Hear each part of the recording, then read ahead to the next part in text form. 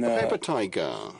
Well, I've said that Russia has been waging a war not against Ukraine, but all NATO countries put together. So if we speak, well, you've asked me what has been happening on the front line, battlefield line. I'll come back to the tiger thing, but you know, all along the battlefield line, our troops have been advancing. The northern group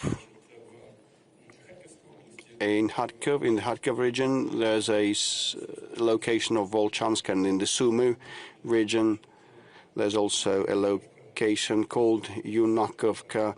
It has been transferred to our control, and we have taken half of Volchansk. I think it is a matter of time. The other half will be retaken soon, and a security buffer zone is being established in a firm and resolute manner, as planned.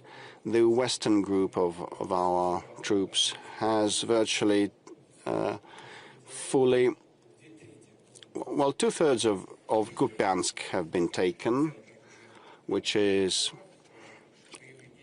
a location where we have seized the center, and the hostilities have moved to the south. Another major location called Kirovsk has been transferred to our control, and the southern group of our troops has entered the city of Konstantinovka.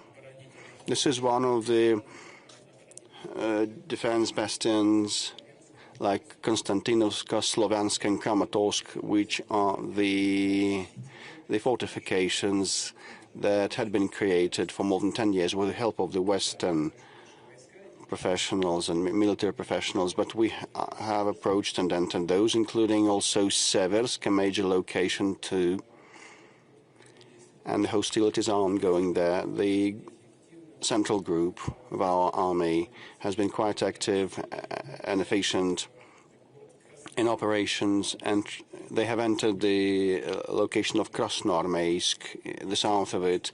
I will not delve into detail, also because I just don't want to inform our foe, strange as it might seem, because this might seem strange, my words, but actually they don't know what has been happening.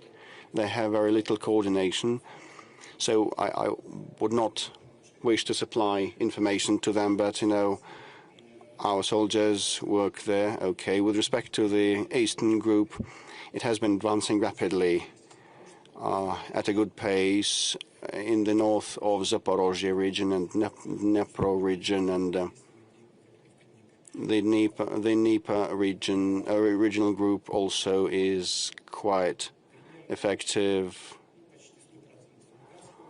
and confident. So 0.13% of Lugansk region is what is still controlled by the adversary, so we will retake that, and 19-something%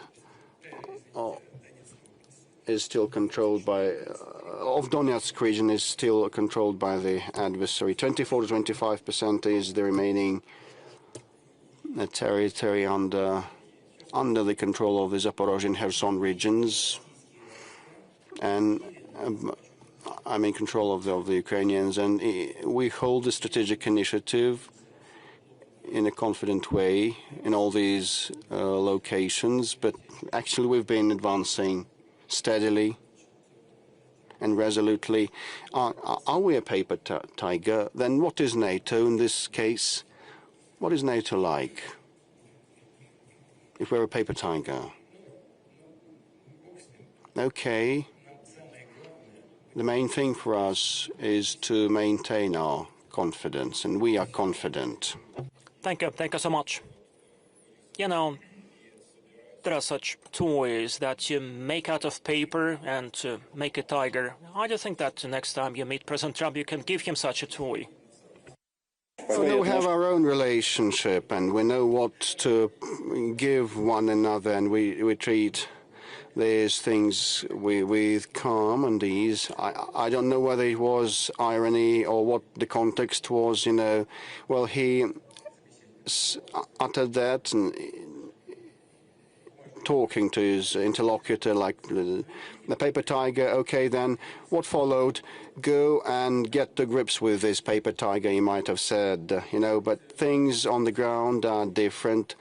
Actually, the problem is, well, the Ukrainian army receives a lot of supplies of arms, as many systems as they need. But in September they have lost 44,700, and around half of that is irretrievable. And the forced mobilization brought in only 18.5 thousand new recruits, and 14.5 thousand have returned after treatment in hospitals. If you add the mobilized ones and the returnees and all those who they lost, it's minus 11,000 per month. So they cannot replenish their reserves on the front line, but they see their army dwindling. If we take January to August, this span, 150,000 people have deserted, and they have recruited 160,000 more, but 150,000 of defectors is a lot. And, given the current casualties, that means that they have only one alternative, reducing the mobilization age, threshold age, but this will not yield good results. According to our and by Western specialists, this will hardly give or yield positive results, because they don't have time to train their newly recruited soldiers, because our troops keep advancing day after day. So they cannot entrench themselves or train the military personnel, and their casualties exceed the inflow.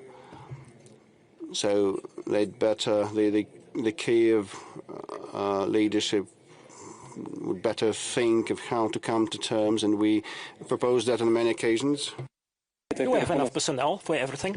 We have a lot of these. We also have casualties, but they are much lower than the ones of the Ukrainian forces. If you like this video, then like, share and subscribe to Mirror Now.